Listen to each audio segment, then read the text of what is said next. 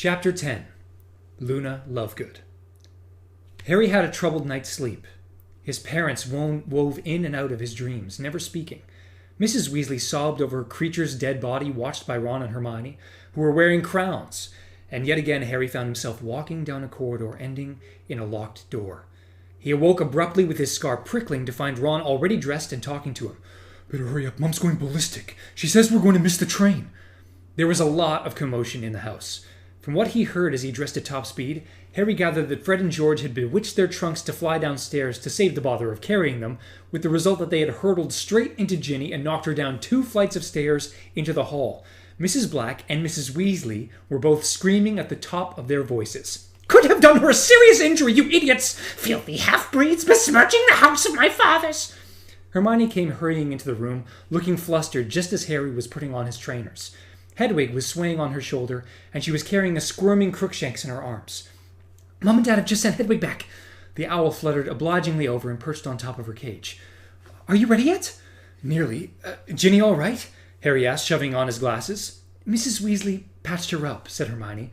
"But now Mad Eye's complaining that we can't leave until Sturgis Potmore's here. Otherwise the guard will be one short." "Guard?" said Harry. "We have to go to King's Cross with a guard?" "You have to go to King's Cross with a guard," Hermione corrected him. "Why?" said Harry irritably. "I thought Voldemort was supposed to be lying low. Are you telling me he's going to jump out from behind a dustbin to try and do me in?"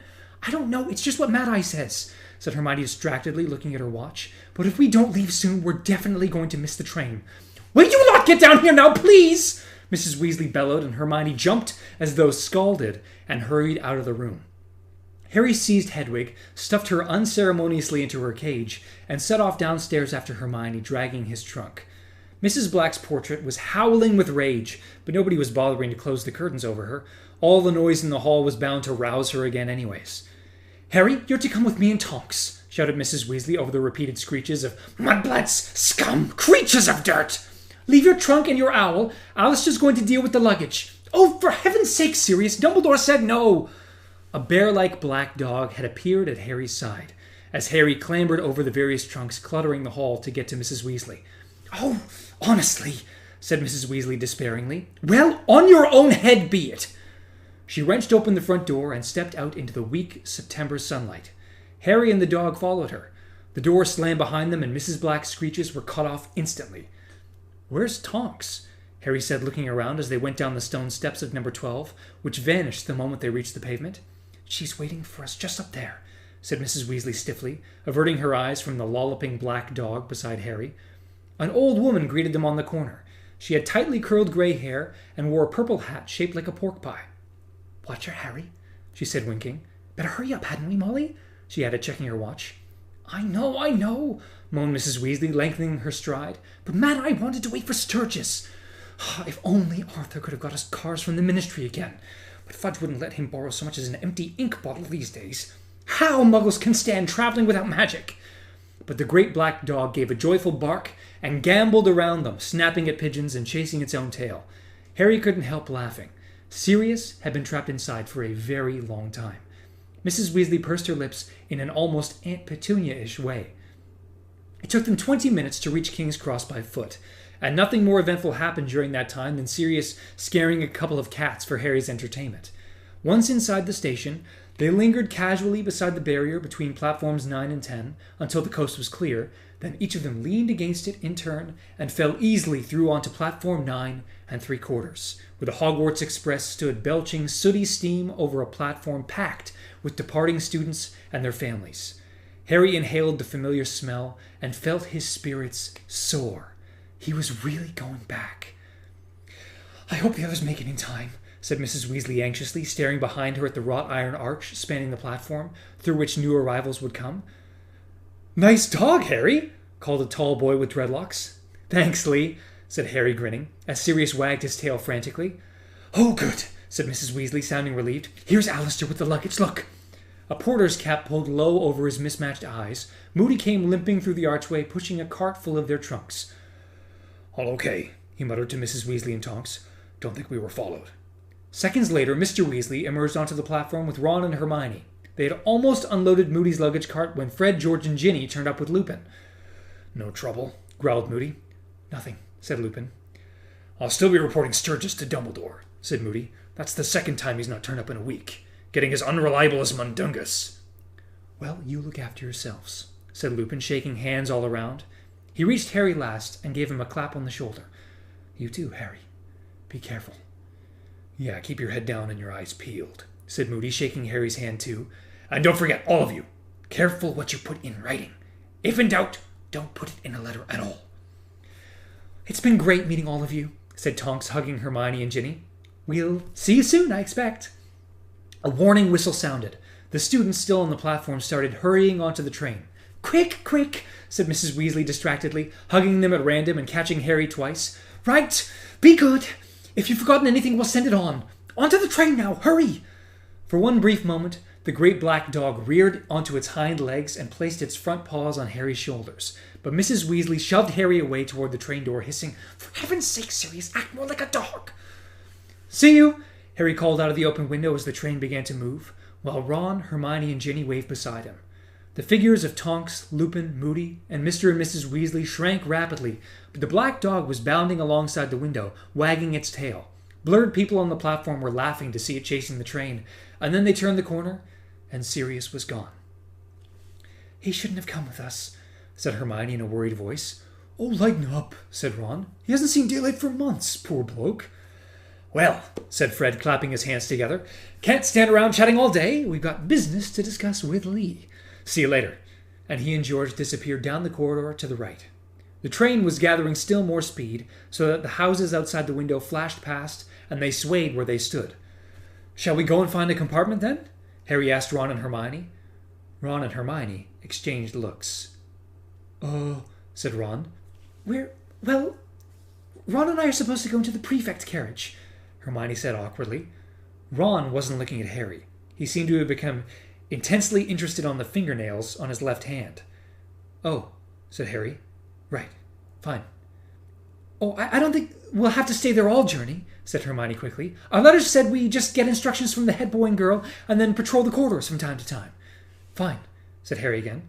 Well, I might see you later then. Yeah, definitely, said Ron, casting a shifty, anxious look at Harry. It's a pain having to go down there. I'd rather... But we have to. I mean, I'm not enjoying it. I'm not Percy, he finished defiantly. I know you're not, said Harry, and he grinned. But as Hermione and Ron dragged their trunks, Crookshanks, and a caged Pigwidgeon off to the engine end of the train, Harry felt an odd sense of loss. He had never traveled on the Hogwarts Express without Ron. Come on, Ginny told him. If we get a move on, we'll be able to save them places. Right, said Harry, picking up Hedwig's cage in one hand and the handle of his trunk in the other. They struggled off down the corridor, peering through the glass-paneled doors into the compartments they passed, which were already full. Harry could not help noticing that a lot of people stared back at him with great interest, and that several of them nudged their neighbors and pointed him out. After he had met this behavior in 5 consecutive carriages, he remembered that the Daily Prophet had been telling its readers all summer what a lying show-off he was. He wondered bleakly whether the people now staring and whispering believed the stories. In the very last carriage, they met Neville Longbottom, Harry's fellow fifth-year Gryffindor, his round face shining with the effort of pulling his trunk along and maintaining a one-handed grip on his struggling toad, Trevor. Hi, Harry, he panted. Hi, Ginny. Everywhere's full. I can't find a seat. What are you talking about? Said Ginny, who had squeezed past Neville to peer into the compartment behind him. There's room in this one. There's only Loony Lovegood in there. Neville mumbled something about not wanting to disturb anyone.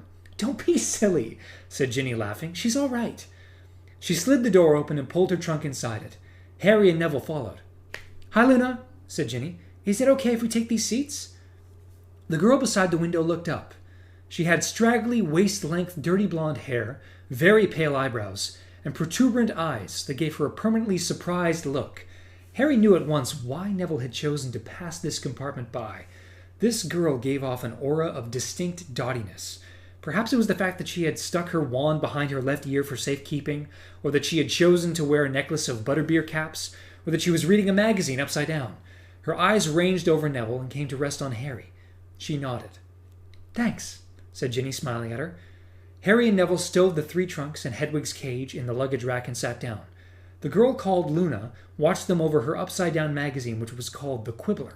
She did not seem to need to blink as much as normal humans. She stared and stared at Harry, who had taken the seat opposite her and now wished he had not. "Had a good summer, Luna?" Ginny asked. "Yes," said Luna dreamily, without taking her eyes off Harry. "Yes, it was quite enjoyable, you know." "You're Harry Potter," she added. "Yeah, I know I am," said Harry. Neville chuckled. Luna turned her pale eyes upon him instead. "And I don't know who you are." I'm nobody," said Neville hurriedly. "No, you're not," said Ginny sharply. "Neville Longbottom, Luna Lovegood. Luna's in my year, but in Ravenclaw." "Wit beyond measure is man's greatest treasure," said Luna in a sing-song voice. She raised her upside-down magazine high enough to hide her face and fell silent. Harry and Neville looked at each other with their eyebrows raised. Ginny suppressed a giggle.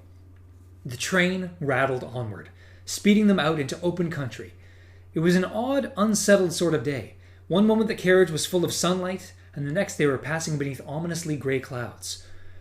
"Guess what I got for my birthday?" said Neville. "Another Remembrall?" said Harry, remembering the marble-like device Neville's grandmother had sent him in an effort to improve his abysmal memory. "No," said Neville. "I could do with one, though. I lost the old one ages ago. No, look at this."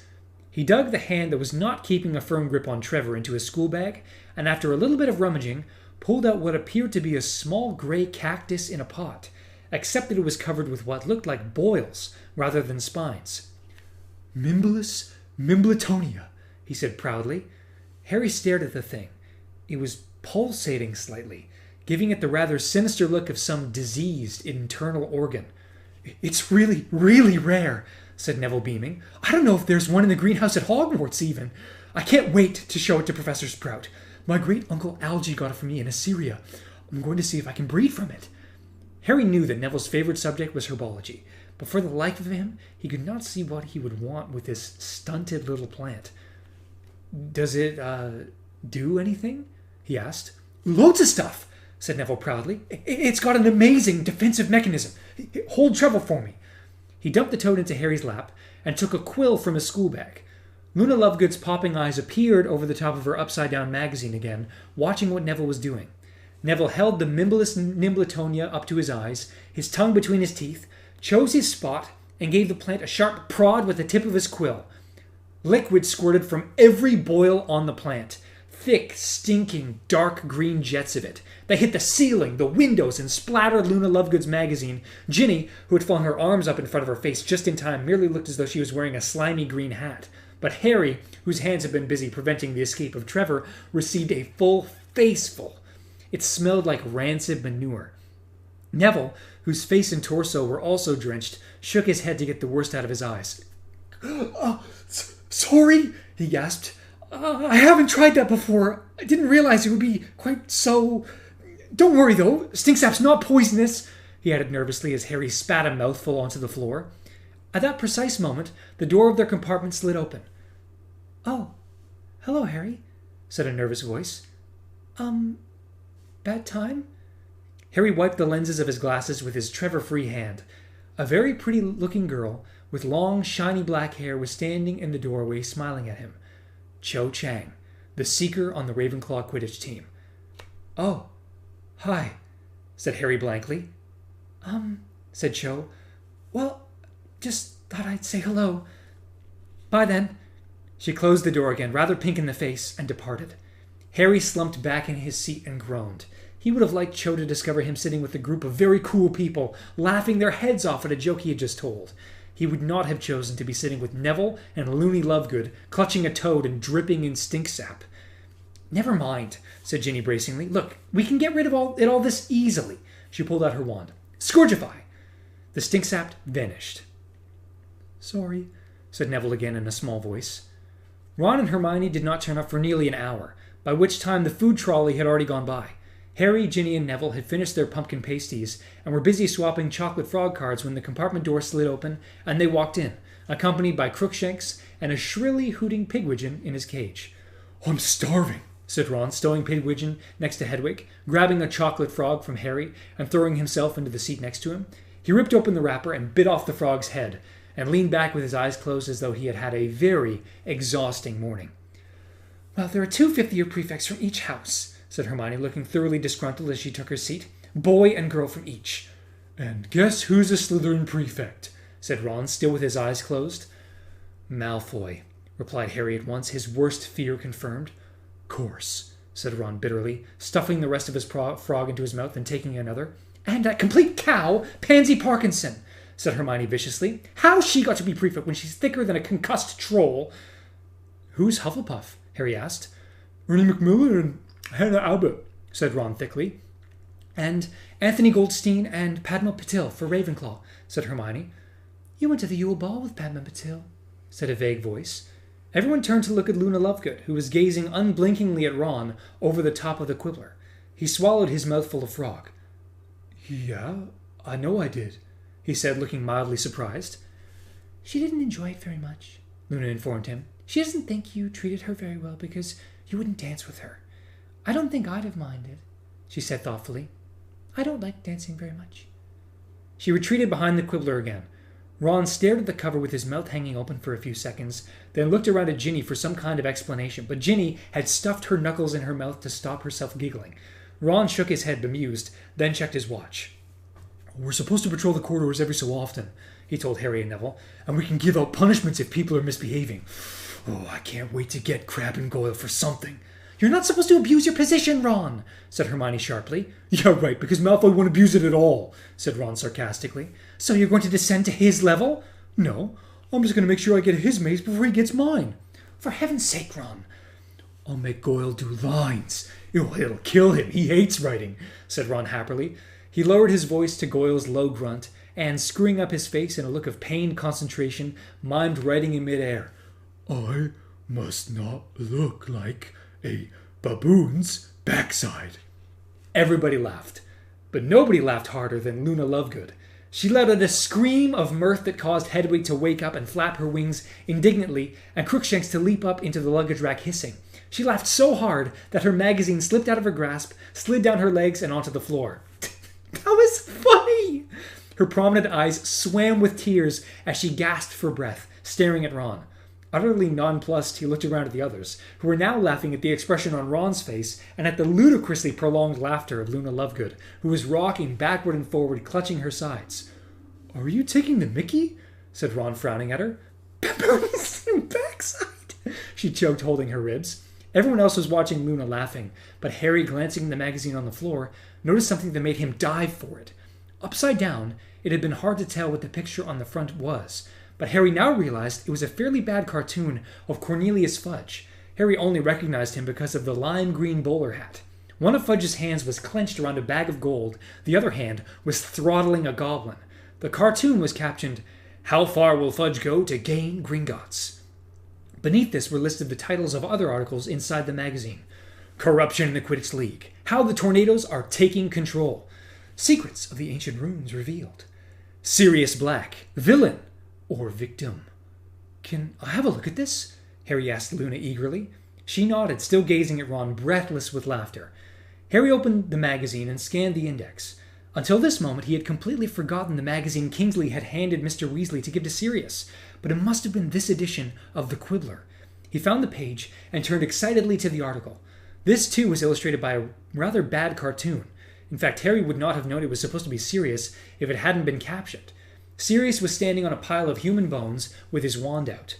The headline on the article read, "Sirius, black as he's painted, notorious mass murderer, or innocent singing sensation." Harry had to read this sentence several times before he was convinced that he had not misunderstood it. Since when had Sirius been a singing sensation? For 14 years, Sirius Black has been believed guilty of the mass murder of 12 innocent muggles and 1 wizard. Black's audacious escape from Azkaban 2 years ago has led to the widest manhunt ever conducted by the Ministry of Magic. None of us has ever questioned that he deserves to be recaptured and handed back to the Dementors. But does he? Startling new evidence has recently come to light that Sirius Black may not have committed the crimes for which he was sent to Azkaban. In fact, says Doris Purkis of 18 Acanthia Way, Little Norton, Black may not even have been present at the killings.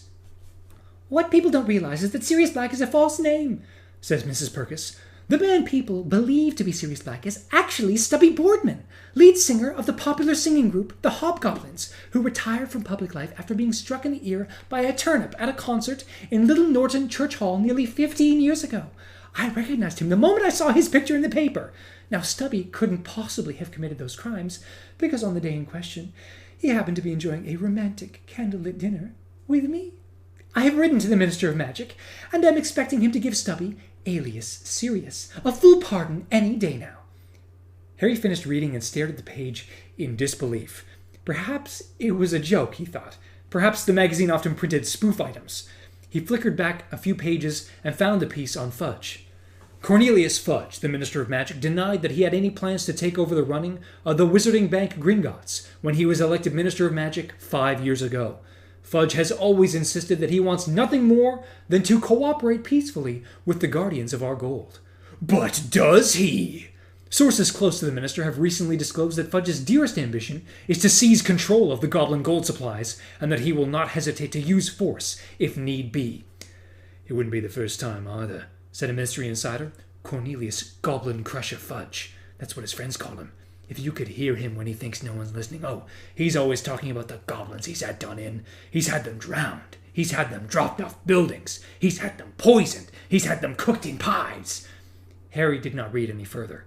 Fudge might have many faults, but Harry found it extremely hard to imagine him ordering goblins to be cooked in pies. He flicked through the rest of the magazine. Pausing every few pages, he read an accusation that the Tutshill Tornadoes were winning the Quidditch League by a combination of blackmail, illegal broom tampering, and torture. An interview with a wizard who claimed to have flown to the moon on a clean sweep 6 and brought back a bag of moon frogs to prove it. And an article on ancient runes, which at least explained why Luna had been reading the Quibbler upside down. According to the magazine, if you turn the runes on their heads, they revealed a spell to make your enemy's ears turn into kumquats. In fact, compared to the rest of the articles in the Quibbler, the suggestion that Sirius might really be the lead singer of the Hobgoblins was quite sensible. "Anything good in there?" asked Ron as Harry closed the magazine. "Of course not," said Hermione scathingly before Harry could answer. "The Quibbler's rubbish. Everyone knows that." "Excuse me," said Luna. Her voice had suddenly lost its dreamy quality. "My father's the editor." "Oh," said Hermione, looking embarrassed. "Well, it's got some interesting... I mean, it's quite..." "I'll have it back, thank you," said Luna coldly, and leaning forward, she snatched it out of Harry's hands. Rifling through it to page 57, she turned it resolutely upside down again and disappeared behind it just as the compartment door opened for the third time. Harry looked around. He had expected this, but that did not make the sight of Draco Malfoy smirking at him from between his cronies, Crabbe and Goyle, any more enjoyable. "What?" he said aggressively before Malfoy could open his mouth. "Manners, Potter, or I'll have to give you a detention," drawled Malfoy, whose sleek blonde hair and pointed chin were just like his father's. "You see, I, unlike you, have been made a prefect, which means that I, unlike you, have the power to hand out punishments." "Yeah," said Harry, "but you, unlike me, are a git, so get out and leave us alone." Ron, Hermione, Ginny, and Neville laughed. Malfoy's lip curled. "Tell me, how does it feel being second best to Weasley, Potter?" he asked. "Shut up, Malfoy," said Hermione sharply. "I seem to have touched a nerve," said Malfoy, smirking. "Well, just watch yourself, Potter, because I'll be dogging your footsteps in case you step out of line." "Get out!" said Hermione, standing up. Sniggering, Malfoy gave Harry a last malicious look and departed, Crabbe and Goyle lumbering in his wake. Hermione slammed the compartment door behind them and turned to look at Harry, who knew at once that she, like him, had registered what Malfoy had said and been just as unnerved by it. "Chuck us another frog," said Ron, who had clearly noticed nothing. Harry could not talk freely in front of Neville and Luna. He exchanged another nervous look with Hermione and then stared out of the window. He had thought Sirius coming with him to the station was a bit of a laugh, but suddenly it seemed reckless, if not downright dangerous. Hermione had been right. Sirius should not have come. What if Mr. Malfoy had noticed the black dog and told Draco? What if he had deduced that the Weasleys, Lupin, Tonks, and Moody, knew where Sirius was hiding? Or had Malfoy's use of the word dogging been a coincidence? The weather remained undecided as they traveled farther and farther north. Rain spattered the windows in a half-hearted way, then the sun put in a feeble appearance before the clouds drifted over it once more. When darkness fell and lamps came on inside the carriages, Luna rolled up the Quibbler, put it carefully away in her bag, and took to staring at everyone in the compartment instead. Harry was sitting with his forehead pressed against the train window, trying to get a first distant glimpse of Hogwarts. But it was a moonless night, and the rain-streaked window was grimy. "We'd better change," said Hermione at last. She and Ron pinned their prefect badges carefully onto their chests. Harry saw Ron checking how it looked in the black window. At last, the train began to slow down, and they heard the usual racket up and down as everybody scrambled to get their luggages and pets assembled ready for departure. Ron and Hermione were supposed to supervise all this. They disappeared from the carriage again, leaving Harry and the others to look after Crookshanks and Pigwidgeon. "I'll carry that owl if you like," said Luna to Harry, reaching out for Pigwidgeon as Neville stowed Trevor carefully in an inside pocket. "Oh, thanks," said Harry, handing her the cage and hoisting Hedwig's more securely into his arms. They shuffled out of the compartment, feeling for the first time the sting of the night air on their faces as they joined the crowd in the corridor. Slowly they moved toward the doors. Harry could smell the pine trees that lined the path down to the lake. He stepped down onto the platform and looked around, listening for the familiar call of, "First years! First years here! Come on, first years!" But it did not come. Instead, a quite different voice, a brisk female one, was calling, "First years! Line up over here, please! All first years to me!" A lantern came swimming towards Harry, and by its light he saw the prominent chin and severe haircut of Professor Grubbly Plank, the witch who had taken over Hagrid's Care of Magical Creatures lessons for a while the previous year. "Where's Hagrid?" he said out loud.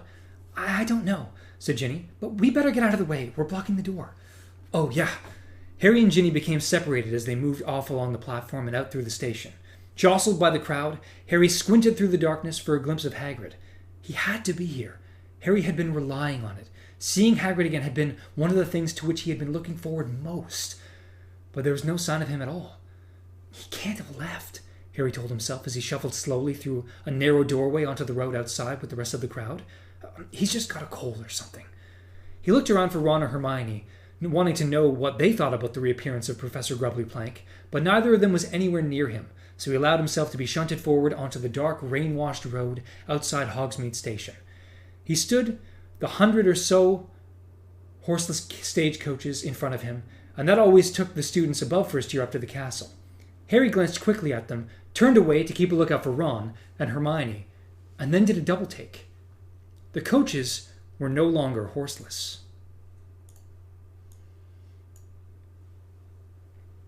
There were creatures standing between the carriage shafts. If he had had to give them a name, he supposed he would have called them horses, though there was something reptilian about them too. They were completely fleshless, their black coats clinging to their skeletons, of which every bone was visible. Their heads were dragonish, and their pupilless eyes white and staring. Wings sprouted from each wither, vast, black, leathery wings that looked as though they ought to belong to giant bats. Standing still and quiet in the gloom, the creatures looked eerie and sinister. Harry could not understand why the coaches were being pulled by these horrible horses when they were quite capable of moving along by themselves. "Where's Pig?" said Ron's voice right behind Harry. "That Luna girl was carrying him," said Harry, turning quickly, eager to consult Ron about Hagrid. "Where do you reckon Hagrid is?" "I don't know," said Ron, sounding worried. "He better be okay." A short distance away, Draco Malfoy, followed by a small gang of cronies, including Crabbe, Goyle, and Pansy Parkinson, was pushing some timid-looking second years out of the way so that they could get a coach to themselves. Seconds later, Hermione emerged, panting from the crowd. "Malfoy was being absolutely foul to a first year back there. I swear, I'm going to report him. He's only had his badge for 3 minutes, and he's using it to bully people worse than ever. Where's Crookshanks?" "Ginny's got him," said Harry. "There she is." Ginny had just emerged from the crowd, clutching a squirming Crookshanks. "Thanks," said Hermione, relieving Ginny of the cat. "Come on, let's get a carriage together before they all fill up." "I haven't got Pig yet," Ron said, but Hermione was already heading off toward the nearest unoccupied coach. Harry remained with Ron. "What are those things, do you reckon?" he asked Ron, nodding at the horrible horses as the other students surged past him. "What things?" "Those horse..." Luna appeared holding Pigwidgeon's cage in her arms. The tiny owl was twittering excitedly as usual. "Here you are," she said. "He's a sweet little owl, isn't he?" Yeah, he's all right," said Ron gruffly. "Well, come on then, let's get in. What were you saying, Harry?"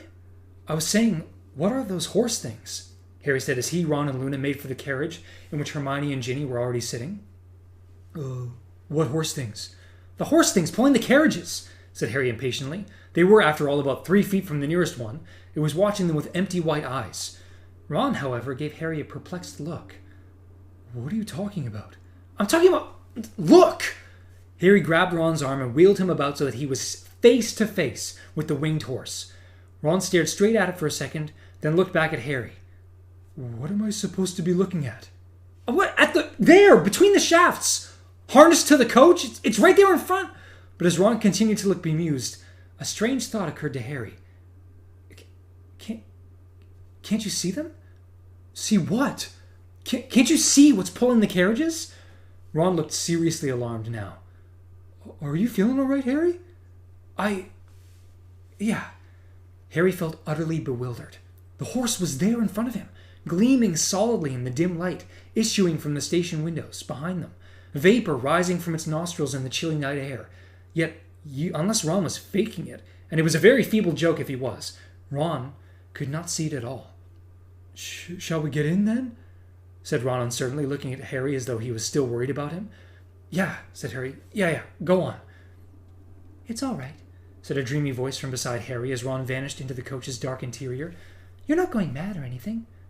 I can see them too. Can you? Said Harry desperately, turning to Luna. He could see the bat-winged horses reflected in her wide, silvery eyes. Oh, yes, said Luna. I've been able to see them ever since my first day here. They've always pulled the carriages. Don't worry. You're just as sane as I am. Smiling faintly, she climbed into the musty interior of the carriage after Ron. Not altogether reassured, Harry followed her. Chapter 11. The Sorting Hat's New Song. Harry did not want to tell the others that he and Luna were having the same hallucination, if that was what it was, so he said nothing about the horses as he sat down inside the carriage and slammed the door behind him. Nevertheless, he could not help watching the silhouettes of the horses moving beyond the window. Did everyone see that grubbly plank woman? Asked Ginny. What's she doing back here? Hagrid can't have left, can he? I'll be quite glad if he has, said Luna. He isn't a very good teacher, is he? Yes, he is, said Harry, Ron, and Ginny angrily. Harry glared at Hermione. She cleared her throat quickly and said, yes, he's very good. Well, we think he's a bit of a joke in Ravenclaw, said Luna, unfazed. Well, you've got a rubbish sense of humor, then, Ron snapped as the wheels below them creaked into motion. Luna did not seem perturbed by Ron's rudeness. On the contrary, she simply watched him for a while as though he were a mildly interesting television program. Rattling and swaying, the carriages moved in convoy up the road.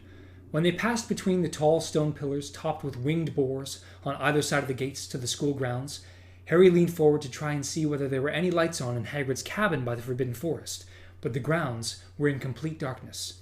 Hogwarts Castle, however, loomed ever closer, a towering mass of turrets, jet black against the dark sky, here and there a window blazing fiery bright above them. The carriages jingled to a halt near the stone steps leading up to the oak front doors, and Harry got out of the carriage first. He turned again to look for lit windows down by the forest, but there was definitely no sign of life within Hagrid's cabin. Unwillingly, because he had half hoped they would have vanished, he turned his eyes instead upon the strange, skeletal creatures standing quietly in the chill night air, their blank white eyes gleaming. Harry had once before had the experience of seeing something that Ron could not, but that had been a reflection in a mirror, something much more insubstantial than 100 very solid-looking beasts, strong enough to pull a fleet of carriages. If Luna was to be believed, the beasts had always been there, but invisible. Why, then, could Harry suddenly see them, and why could Ron not? Are you coming or what? Said Ron beside him. Oh, yeah, said Harry quickly, and they joined the crowd hurrying up the stone steps into the castle. The entrance hall was ablaze with torches and echoing with footsteps as the students crossed the flagstone floor for the double doors to the right leading to the Great Hall and the start of term feast. The 4 long house tables in the Great Hall were filling up under the starless black ceiling, which was just like the sky they could glimpse through the high windows. Candles floated in midair all along the tables, illuminating the silvery ghosts who were dotted about the hall, and the faces of the students talking eagerly to one another, exchanging summer news, shouting greetings at friends from other houses, eyeing one another's new haircuts and robes. Again, Harry noticed people putting their heads together and to whisper as he passed. He gritted his teeth and tried to act as though he neither noticed nor cared. Luna drifted away from them at the Ravenclaw table. The moment they reached Gryffindor's, Ginny was hailed by some fellow fourth years and left to sit with them. Harry, Ron, Hermione, and Neville found seats together about halfway down the table between nearly headless Nick, the Gryffindor house ghost, and Parvati Patil, and Lavender Brown, the last two of whom gave Harry airy, overly friendly greetings that made him quite sure they had stopped talking about him a split second before. He had more important things to worry about, however. He was looking over the students' heads to the staff table that ran along the top of the hall. He's not there. Ron and Hermione scanned the staff table too, though there was no real need. Hagrid's size made him instantly obvious in any lineup. He can't have left, said Ron, sounding slightly anxious. Of course he hasn't, said Harry firmly.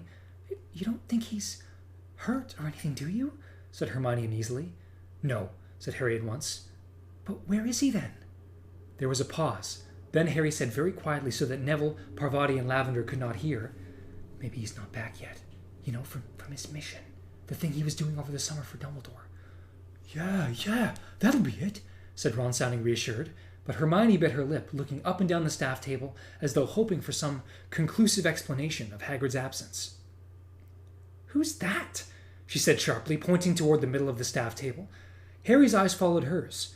They lit first upon Professor Dumbledore, sitting in his high-backed golden chair at the center of the long staff table, wearing deep purple robes, scattered with silvery stars and a matching hat.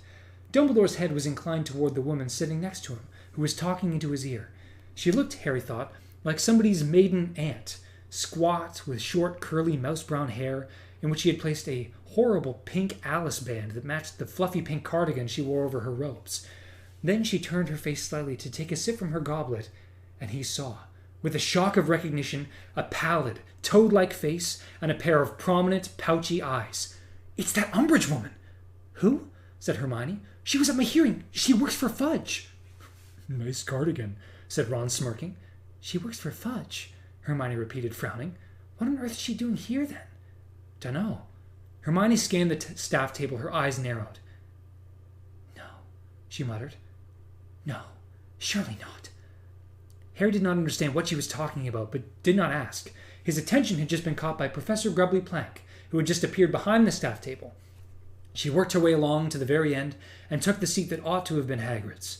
That meant the first years must have crossed the lake and reached the castle, and sure enough, a few seconds later, the doors from the entrance hall opened. A long line of scared-looking first years entered, led by Professor McGonagall, who was carrying a stool on which sat an ancient wizard's hat, heavily patched and darned, with a wide rip near the frayed brim. The buzz of talk in the great hall faded away. The first years lined up in front of the staff table, facing the rest of the students, and Professor McGonagall placed the stool carefully in front of them, then stood back. The first years' faces glowed palely in the candlelight. A small boy right in the middle of the row looked as though he was trembling. Harry recalled fleetingly how terrified he had felt when he had stood there waiting for the unknown test that would determine to which house he belonged. The whole school waited with bated breath.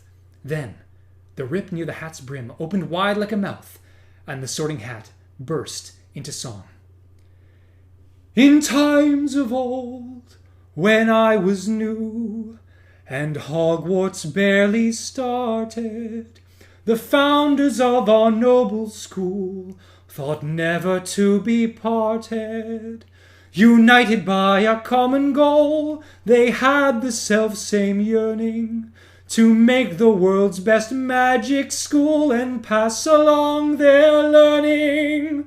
Together we will build and teach, the four good friends decided, and never did they dream that they may someday be divided. For were there such friends anywhere as Slytherin and Gryffindor, unless it was the second pair of Hufflepuff and Ravenclaw? So how could it have gone so wrong? How could such friendships fail?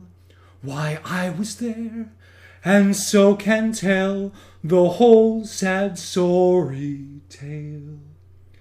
Said Slytherin, we'll teach those whose ancestry is purest. Said Ravenclaw, we'll teach those whose intelligence is surest. Said Gryffindor, we'll teach all those with brave deeds to their name. Said Hufflepuff, I'll teach the lot and treat them just the same. These differences caused a little strife when they first came to light, for each of the four founders had a house in which they might take only those they wanted so. For instance, Slytherin took only pure-blood wizards of great cunning, just like him. And only those of sharpest mind were taught by a Ravenclaw, while the bravest and the boldest went to daring Gryffindor. Good Hufflepuff, she took the rest and taught them all she knew. Thus the houses and their founders retained friendships firm and true. So Hogwarts worked in harmony for several happy years. But then discord crept among us, feeding on our faults and fears. The houses that like pillars four had once held up our school now turned upon each other and divided sought to rule. And for a while it seemed the school must meet an early end, with dueling and fighting and the clash of friend on friend. And at last there came a morning when old Slytherin departed, and though the fighting then died out, he left us quite downhearted. And never since the founders four were whittled down to three have the houses been united as they once were meant to be. And now the Sorting Hat is here, and you all know the score. I sort you into houses because that is what I'm for. But this year I'll go further, listen closely to my song. Though condemned I am to split you, still I worry that it's wrong. Though I must fulfill my duty and must quarter every year, still I wonder whether sorting may not bring the end I fear. Oh, know the perils, read the signs, the warning history shows, for our Hogwarts is in danger from external deadly foes. And we must unite inside her, or we'll crumble from within. I have told you, I have warned you, let the sorting now begin. The hat became motionless once more. Applause broke out, though it was punctured, for the first time in Harry's memory, with muttering and whispers. All across the Great Hall, students were exchanging remarks with their neighbors, and Harry, clapping along with everyone else, knew exactly what they were talking about. "Branched out a bit this year, hasn't it?" said Ron, his eyebrows raised. "Too right it has," said Harry. The Sorting Hat usually confined itself to describing the different qualities looked for by each of the four Hogwarts houses, and its own role in sorting them. Harry could not remember it ever trying to give the school advice before. "I wonder if it's ever given warnings before," said Hermione, sounding slightly anxious. "Yes, indeed," said Nearly Headless Nick knowledgeably, leaning across Neville toward her. Neville winced. It was very uncomfortable to have a ghost lean through you. "The Hat feels itself honor-bound to give the school due warning whenever it feels." But Professor McGonagall, who was now waiting to read out the list of first year's names, was giving the whispering students the sort of look that scorches. Nearly Headless Nick placed a see-through finger to his lips and sat primly upright again as the muttering came to an abrupt end. With a last frowning look that swept the four houses' table, Professor McGonagall lowered her eyes to her long piece of parchment and called out, "Abercrombie, Ewan!" A terrified-looking boy, the one that Harry had noticed earlier, stumbled forward and put the hat on his head. It was only prevented from falling right down to his shoulders by his very prominent ears. The hat considered for a moment, then the rip near the brim opened again and shouted, "Gryffindor!" Harry clapped loudly with the rest of Gryffindor House as Ewan Abercrombie staggered to their table and sat down, looking as though he would like very much to sink through the floor and never be looked at again. Slowly the long line of first years thinned. In the pauses between the names and the Sorting Hat's decisions, Harry could hear Ron's stomach rumbling loudly. Finally, Zeller Rose was sorted into Hufflepuff, and Professor McGonagall picked up the hat and stool and marched them away as Professor Dumbledore rose to his feet. Harry was somehow soothed to see Dumbledore standing before them all.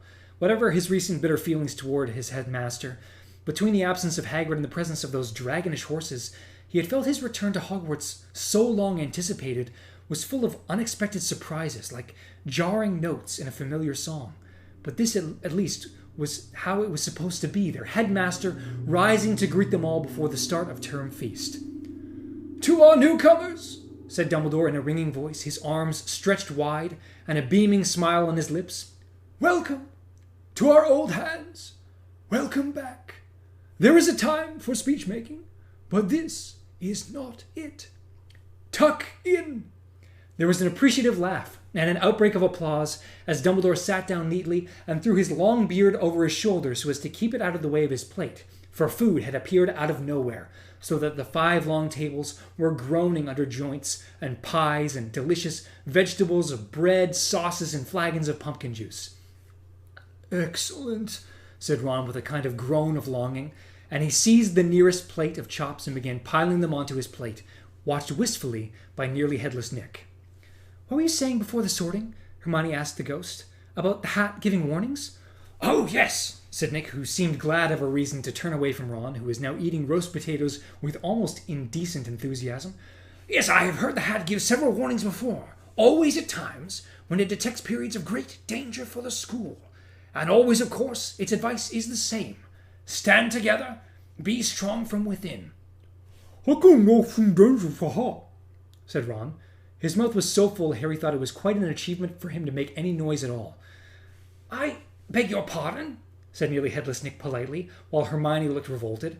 Ron gave an enormous swallow and said, "How can I know if the school's in danger if it's a hat?" "I have no idea," said nearly headless Nick. "Of course, it lives in Dumbledore's office, so I dare say it picks up things here and there." "And it wants all the houses to be friends?" said Harry, looking over the Slytherin table, where Draco Malfoy was holding court. "Fat chance." "Well, now, you shouldn't take that attitude," said Nick reprovingly. "Peaceful cooperation, that's the key. We ghosts, though we belong to separate houses, maintain links of friendship in spite of the competitiveness between Gryffindor and Slytherin. I would never dream of seeking an argument with the Bloody Baron." "Only because you're terrified of him," said Ron. Nearly headless Nick looked highly affronted. "Terrified? I hope I, Sir Nicholas de Mimsy Porpington, have never been guilty of cowardice in my life. The noble blood that runs in my veins—" "What blood?" asked Ron. "Surely you haven't still got—" "It's a figure of speech," said nearly headless Nick, now so annoyed his head was trembling ominously on his partially severed neck. "I assume I'm still allowed to enjoy the use of whichever words I like, even if the pleasures of eating and drinking are denied me.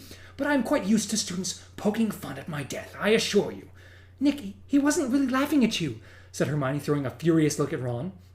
Unfortunately, Ron's mouth was packed to the exploding point again, and all he could manage was, "I did make that to you," which Nick did not seem to think constituted an adequate apology. Rising into the air, he straightened his feathered hat and swept away from them to the other side of the table, coming to rest between the Creevy brothers, Colin and Dennis. "Well done, Ron," snapped Hermione.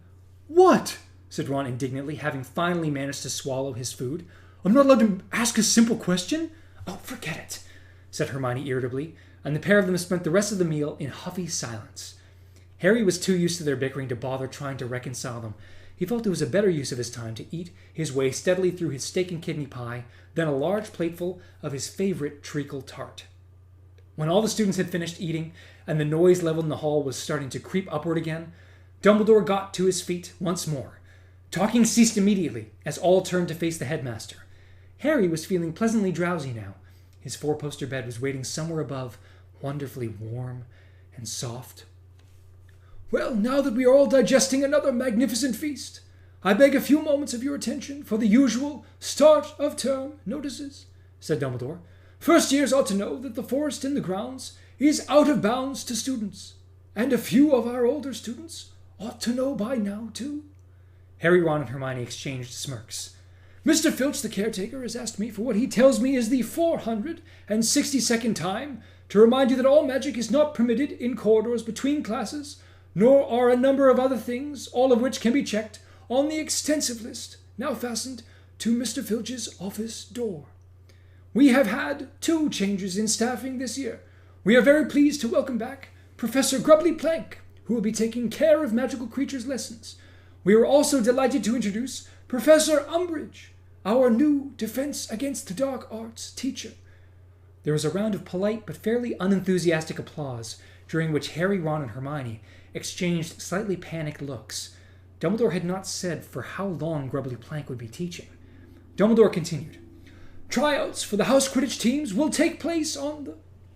He broke off, looking inquiringly at Professor Umbridge. As she was not much taller standing than sitting, there was a moment when nobody understood why Dumbledore had stopped talking.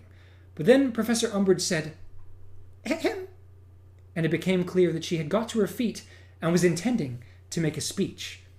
Dumbledore only looked taken aback for a moment. Then he sat back down smartly and looked alertly at Professor Umbridge as though he desired nothing better than to listen to her talk. Other members of staff were not as adept at hiding their surprise. Professor Sprout's eyebrows had disappeared into her flyaway hair, and Professor McGonagall's mouth was as thin as Harry had ever seen it. No new teacher had ever interrupted Dumbledore before. Many of the students were smirking. This woman obviously did not know how things were done at Hogwarts. Thank you, Headmaster, Professor Umbridge simpered, for those kind words of welcome. Her voice was high-pitched, breathy, and a little girlish, and again Harry felt a powerful rush of dislike that he could not explain to himself. All he knew was that he loathed everything about her, from her stupid voice to her fluffy pink cardigan. She gave another little throat-clearing cough, Ahem, and continued. Well, it is lovely to be back at Hogwarts, I must say, she smiled, revealing very pointed teeth, and to see such happy little faces looking back at me. Harry glanced around. None of the faces he could see looked happy. On the contrary, they all looked rather taken aback at being addressed as though they were 5 years old. I'm very much looking forward to getting to know you all, and I'm sure we'll be very good friends. Students exchanged looks at this. Some of them were barely concealing grins. I'll be her friend as long as I don't have to borrow that cardigan, Parvati whispered to Lavender, and both of them lapsed into silent giggles. Professor Umbridge cleared her throat again. Ahem. But when she continued, some of the breathiness had vanished from her voice. She sounded much more businesslike, and now her words had a dull, learned-by-heart sound to them. The Ministry of Magic has always considered the education of young witches and wizards to be of vital importance. The rare gifts by which you are born may come to nothing if not nurtured and honed by careful instruction. The ancient skills unique to the wizarding community must be passed down through the generations, lest we lose them forever. The treasure trove of magical knowledge amassed by our ancestors must be guarded, replenished, and polished by those who have been called to the noble profession of teaching. Professor Umbridge paused here and made a little bow to her fellow staff members, none of whom bowed back.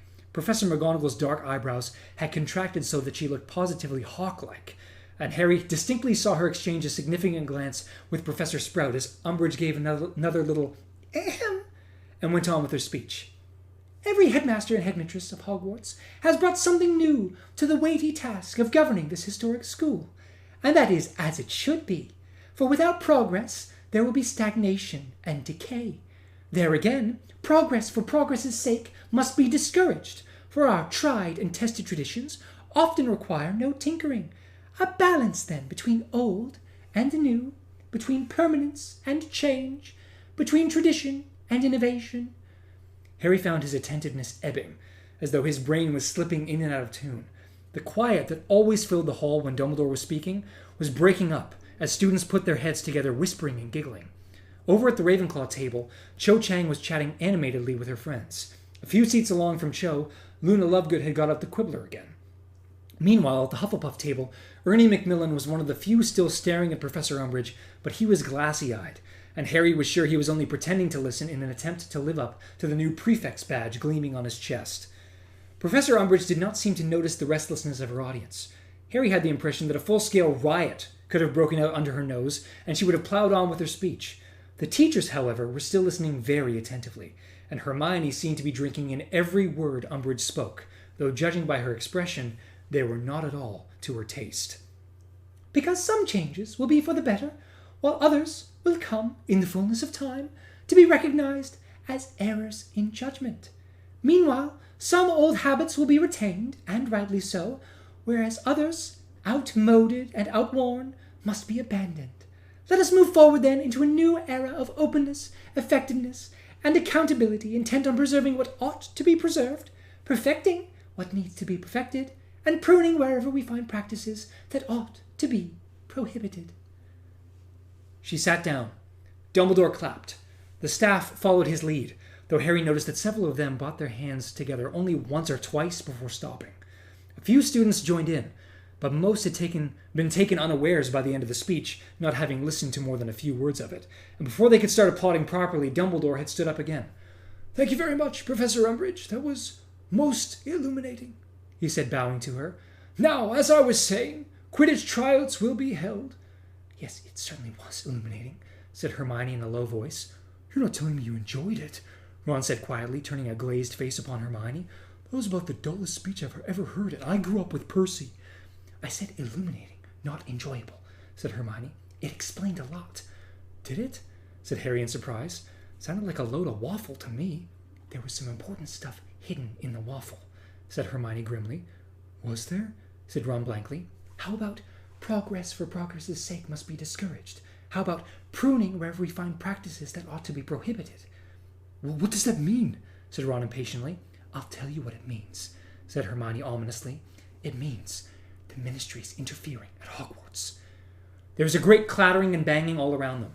Dumbledore had obviously just dismissed the school because everyone was standing up ready to leave the hall. Hermione jumped up looking flustered. "Ron, we're supposed to show the first years where to go." "Oh, yeah," said Ron, who had obviously forgotten. Hey, you lot! Midgets!" "Ron!" "Well, they are. They're titchy." "I know, but you can't call them midgets." "First years," Hermione called commandingly along the table. "This way, please." A group of new students walked shyly up the gap between the Gryffindor and Hufflepuff tables, all of them trying hard not to lead the group. They did indeed seem very small. Harry was sure he had not appeared that young when he had arrived here. He grinned at them. A blond boy next to Ewan Abercrombie looked petrified, nudged Ewan, and whispered something in his ear. Ewan Abercrombie looked equally frightened and stole a horrified look at Harry, who felt the grin slide off his face like stink sap. "See you later," he said to Ron and Hermione, and he made his way out of the Great Hall alone, doing everything he could to ignore more whispering, staring, and pointing as he passed. He kept his eyes fixed ahead as he wove his way through the crowd in the entrance hall. Then he hurried up the marble staircase, took a couple of concealed shortcuts, and had soon left most of the crowds behind. He had been stupid not to expect this, he thought angrily, as he walked through much emptier upstairs corridors. Of course everyone was staring at him. He had emerged from the Triwizard Maze 2 months ago, clutching the dead body of a fellow student, and claiming to have seen Lord Voldemort return to power. There had not been time last term to explain himself before everyone went home, even if he had felt like giving the whole school a detailed account of the terrible events in that graveyard. He had reached the end of the corridor to the Gryffindor common room, and had come to a halt in front of the portrait of the fat lady before realizing that he did not know the new password. He said glumly, staring up at the fat lady, who smoothed the folds of her pink satin dress and looked sternly back at him. "No password, no entrance," she said loftily. "Harry, I know it," someone panted from behind him, and he turned to see Neville jogging up toward him. "Guess what it is? I'm actually going to be able to remember for once." He waved the stunted little cactus he had shown them on the train. "Mimulus Mimbletonia." "Correct," said the fat lady, and her portrait swung open toward them like a door, revealing a circular hole in the wall behind through which Harry and Neville now climbed. The Gryffindor common room looked as welcoming as ever, a cozy circular tower room full of dilapidated squashy armchairs and rickety old tables. A fire was crackling merrily in the grate, and a few people were warming their hands before going up to their dormitories. On the other side of the room, Fred and George Weasley were pinning something up on the notice board. Harry waved goodnight to them and headed straight for the door to the boys' dormitories. He was not in much of a mood for talking at the moment. Neville followed him. Dean Thomas and Seamus Finnegan had reached the dormitory first and were in the process of covering the walls beside their beds with posters and photographs. They had been talking as Harry pushed open the door, but stopped abruptly the moment they saw him. Harry wondered whether they had been talking about him, then whether he was being paranoid. "Hi," he said, moving across to his own trunk and opening it. "Hey, Harry," said Dean, who was putting on a pair of pajamas in the West Ham colours. "Good holiday?" Not bad," muttered Harry, as a true account of his holiday would have taken most of the night to relate, and he could not face it. "You?" It was okay, yeah," chuckled Dean. "Better than Seamus's, anyway. He was just telling me." "Why, what happened, Seamus?" Neville asked as he placed his Mimbless Mimbletonia tenderly on his bedside cabinet. Seamus did not answer immediately.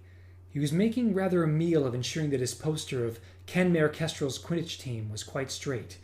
Then he said, with his back still turned to Harry, "Me mom didn't want me to come back." "What?" said Harry, pausing in the act of pulling off his robes. "She didn't want me to come back to Hogwarts." Seamus turned away from his poster and pulled his own pajamas out of his trunk, still not looking at Harry. "But why?" said Harry, astonished. He knew that Seamus's mother was a witch and could not understand, therefore, why she would have come over so Dursley-ish. Seamus did not answer until he had finished buttoning his pajamas. "Well," he said in a measured voice, "I suppose because of you." "What do you mean?" said Harry quickly. His heart was beating rather fast. He felt vaguely as though something was closing in on him. "Well," said Seamus again, still avoiding Harry's eyes. Well, it's not just you, it's Dumbledore, isn't it?" "She believes the Daily Prophet," said Harry. "She thinks I'm a liar and Dumbledore's an old fool." Seamus looked up at him. "Yeah, something like that." Harry said nothing. He threw his wand down onto his bedside table, pulled off his robes, stuffed them angrily into his trunk, and pulled on his pajamas. He was sick of it. Sick of being the person who was stared at and talked about all the time. If any of them knew, if any of them had the faintest idea what it felt like to be the one all these things happened to. Mrs. Finnegan had no idea, the stupid woman, he thought savagely. He got into bed and made to pull the hangings closed around him, but before he could do so, Seamus said, "Look, what did happen that night? When with Cedric Diggory and all?" Seamus sounded nervous and eager at the same time. Dean, who had been bending over his trunk, trying to retrieve a slipper, went oddly still, and Harry knew he was listening hard. "What are you asking me for?" Harry retorted. "Just read the Daily Prophet like your mother, why don't you? That'll tell you all you need to know." "Don't you have a go at my mother," snapped Seamus. "I'll have a go at anyone who calls me a liar," said Harry. "Don't talk to me like that. I'll talk to you how I want," said Harry, his temper rising so fast he snatched his wand back from his bedside table. "If you've got a problem sharing a dormitory with me, go and ask McGonagall if you can be moved. Stop your mummy worrying. Leave my mother out of this, Potter. What's going on?" Ron had appeared in the doorway. His wide eyes traveled from Harry, who was kneeling on his bed with his wand pointing at Seamus, to Seamus, who was standing there with his fists raised. "He's having a go at my mother!" Seamus yelled. "What?" said Ron. "Harry wouldn't do that. We met your mother. We liked her." "That's before she started believing everywhere the stinking Daily Prophet writes about me," said Harry at the top of his voice. "Oh," said Ron, comprehension dawning across his freckled face. "Oh, right." "You know what?" said Seamus heatedly, casting Harry a venomous look. "He's right. I don't want to share a dormitory with him anymore. He's a madman." "That's out of order, Seamus," said Ron, whose ears were starting to glow red, always a danger sign. "Out of order, am I?" shouted Seamus, who in contrast with Ron was turning paler. "You believe all the rubbish he's coming out with about you-know-who, do you? Reckon he's telling the truth?" "Yeah, I do," said Ron angrily. "Then you're mad too," said Seamus in disgust. "Yeah? Well, unfortunately for you, pal, I'm also a prefect," said Ron, jabbing himself in the chest with a finger. "So unless you want a detention, watch your mouth." Seamus looked for a few seconds as though detention would be a reasonable price to pay to say what he was going through his mind. But with a noise of contempt, he turned on his heel, vaulted into bed, and pulled the hangings shut with such violence that they were ripped from the bed and fell into a dusty pile on the floor. Ron glared at Seamus, then looked at Dean and Neville. "Anyone else's parents got a problem with Harry?" he said aggressively. "Hey, my parents are muggles, mate," said Dean, shrugging. "They don't know nothing about no deaths at Hogwarts because I'm not stupid enough to tell them." You don't know my mother. She'll weasel anything out of anyone," Seamus snapped at him. "Anyway, your parents don't get the Daily Prophet. They don't know our headmaster's been sacked from the Wizengamot and the International Confederation of Wizards because he's losing his marbles." "My gran says that's rubbish," piped up Neville. "She says it's the Daily Prophet that's going downhill, not Dumbledore. She's cancelled our subscription." "We believe Harry," he said simply. He climbed into bed and pulled the covers up to his chin, looking owlishly over them at Seamus. "My gran's always said you-know-who would come back one day. She says if Dumbledore says he's back, he's back." Harry felt a rush of gratitude toward Neville. Nobody else said anything. Seamus got out his wand, repaired the bed hangings, and vanished behind them. Dean got into bed, rolled over, and fell silent. Neville, who appeared to have nothing more to say either, was gazing fondly at his moonlit cactus. Harry lay back on his pillows while Ron bustled around the next bed, putting his things away. He felt very shaken by the argument with Seamus, whom he had always liked very much. How many more people were going to suggest that he was lying or unhinged? Had Dumbledore suffered like this all summer? As first the Wizengamot, then the International Confederation of Wizards had thrown him from their ranks? Was it anger at Harry, perhaps, that had stopped Dumbledore getting in touch with him for months? The two of them were in this together, after all. Dumbledore had believed Harry, announced his version of events to the whole school, and then to the wiser wizarding community. Anyone who thought Harry was a liar had to think that Dumbledore was too, or else that Dumbledore had been hoodwinked. They'll know we're right in the end, thought Harry miserably, as Ron got into bed and extinguished the last candle in the dormitory. But he wondered how many attacks like Seamus's he would have to endure before that time came.